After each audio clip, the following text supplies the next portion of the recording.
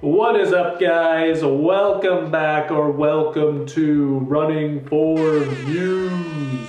Today we're going to be talking about a 100-mile training plan for beginners. But before I get into that, did you know that 94% of you aren't subscribed?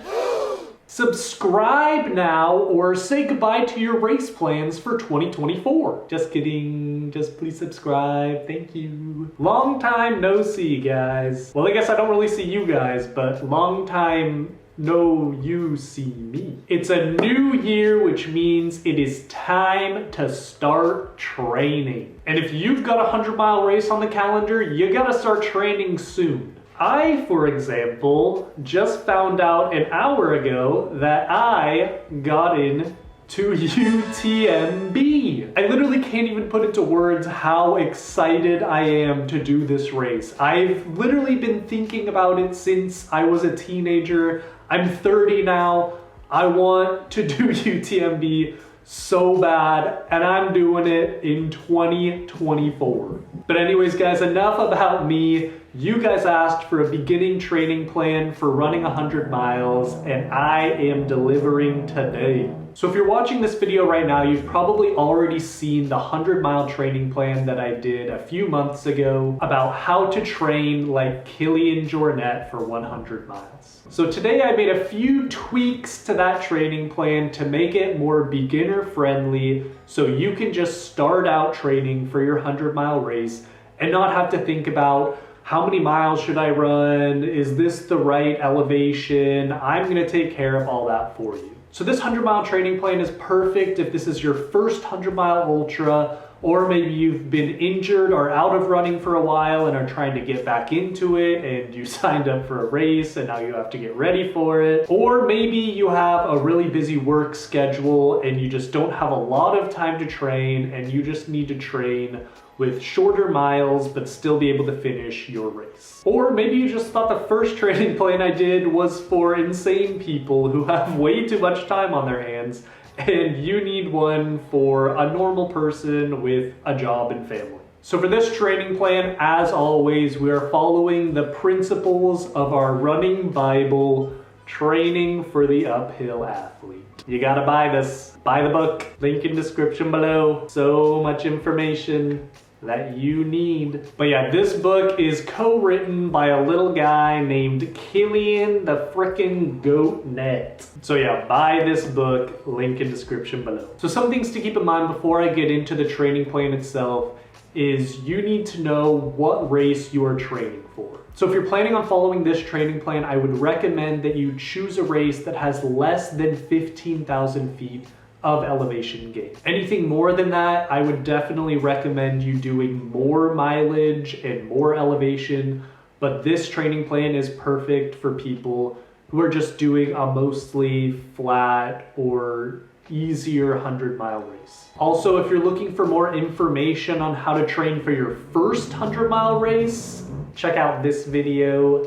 You'll love it. So for the 100-mile training plan for beginners, I cut the mileage by about 40% from the original 100-mile training plan video that I did. We are still going to be building up to a 100-mile week. However, that 100 miles is going to be spread throughout the week instead of having it all on the last 2 days on back-to-back long runs. But yeah, I think that running 100 miles in a week will really help prepare you to run 100 miles in a race. Also, before starting this training plan, I would definitely recommend that you are doing at least 30 miles a week before even getting into this training plan. So yeah, make sure that you have a good aerobic base before starting the beginning 100-mile training plan. So yeah, guys, before I get into the training plan, I would recommend opening that 100-mile training plan so that you can follow along and just see how it looks and how it feels for you. So as always, link in description for this 100-mile training plan. Go check it out. And with that, let's get into the video. All right, so with weeks 1 and 2, we are starting off with aerobic weeks.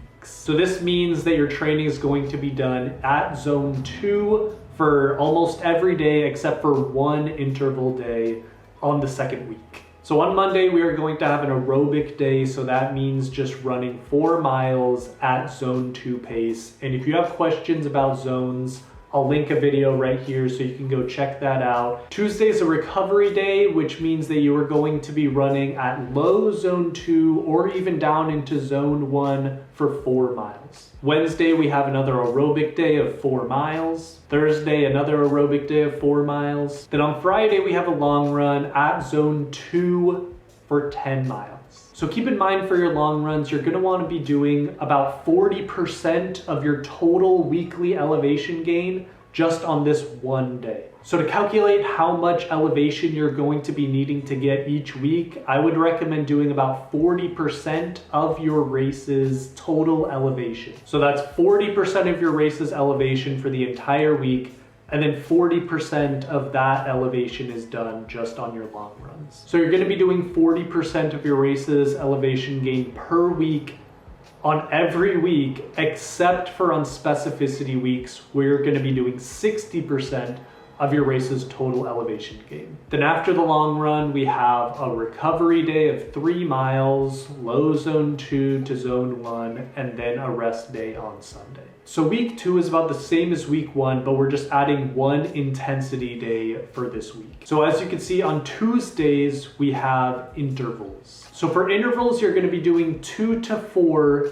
by 10-minute intervals at zone 3. And then you'll have a 2-minute recovery jog between sets. And then the rest of the miles for that day, if you have more left over that you need to finish, you can do as warm up and cool down. So for week 2, I'd recommend just doing 2 by 10-minute intervals, and then the rest of the miles in warm up and cool down. Next up is week 3, which is a specificity week, which means that you're going to be training specifically for your race. So this means that you're going to be wanting to get on similar terrain as your race, as well as, like I said earlier, adding about 20% of vert to your runs for this week. Specificity weeks also means that you're going to be doing back-to-back long runs.